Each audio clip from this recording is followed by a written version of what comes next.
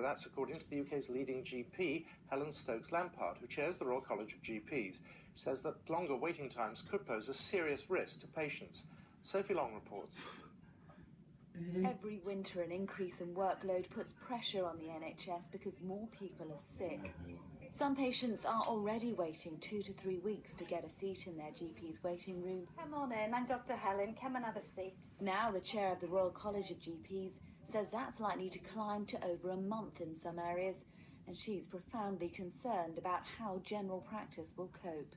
Firstly, there just aren't enough GPs out there. We don't have enough clinicians in the workforce, but also we haven't got enough nurses and other healthcare professionals too. And secondly, there's been a serious underinvestment in general practice over quite a long period of time, up to a decade. Now, we have some promises of good news coming, more money and more people coming through the system, but they've yet to get to the front line. So the problem this winter is as bad as it's ever been, and that's a real worry. She says she's particularly worried about the impact on preventative care and chronic disease management, where the knock-on consequences could take years to manifest. The people who will suffer are those with long-term conditions, because we have to prioritise those who are sick today.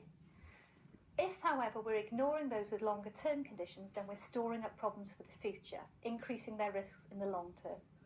NHS England says GP services are on track to receive an extra £2.5 billion by 2020, which will expand access to convenient appointments throughout the week. Sophie Long, BBC News. We can speak now to Dr. Youssef El-Kengihi. He's a GP and author of How to Dismantle the NHS in 10 Easy Steps. He joins me from Royal Leamington Spa via webcam. Don't we go through this every year, particularly after a mild winter like this? Everybody seems to be suffering, and it's doctors who are put under pressure as a result. But it's a pattern we've seen before. Well, there is certainly a winter crisis, as you say, each year, but now it's turned into an all-year round crisis. But there is a narrative of progression here, which is a manufactured crisis in which the key factors are really cuts and privatisation, and that is accelerating, and it's meaning that the NHS is getting worse. So it's not just a picture that gets recycled.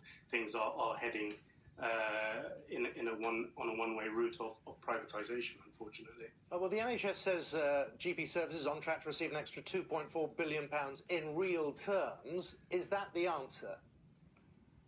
Well, we certainly need more funding and more investment. As a report a couple of years ago from Deloitte pointed out, the GP budget as a proportion of the NHS budget has been dwindling. So that will help, but we have to sometimes be careful with some of the accounting tricks with these numbers, because we heard, obviously, during the general election about an extra £8 billion for the NHS, when in fact we now know that that translates as £22 billion in cuts to meet the £30 billion funding gap. So we have to just analyse those figures more carefully. But certainly we need more funding. But ultimately, we're also going to need to look at these recent sustainability and transformation plans and this US model of integrated care that's being brought in, because there isn't sufficient evidence for this, and that's what's leading to the closures of hundreds of GP surgeries. We've had months of warnings that the NHS and GP surgeries are skating on thin ice, that it's reached breaking point. As a doctor yourself, what does that mean in surgery terms? How does that manifest itself on a daily basis where you work? Well, it means that for all NHS staff, whether they're in GP surgeries, in the community or in hospitals, they are under-resourced, underfunded, and they're overstretched. So it's leading to burnout for NHS staff, and more importantly for patients. It means we can't deliver the care that we would like to. But this is, as I've stressed, a manufactured crisis, and we can reverse this, particularly by, I think the key thing is going to be restoring the NHS as a publicly run, publicly provided healthcare system rather than a market system, which is what it's become. A difficult year for GPs, industrial action, which you've had to back away from to some degree. Are you sensing that the public has got to a point where they've heard enough about doctors' complaints and just want them to get on with it? Well, I think doctors are a soft target, certainly the way it's presented by some quarters in the media particularly.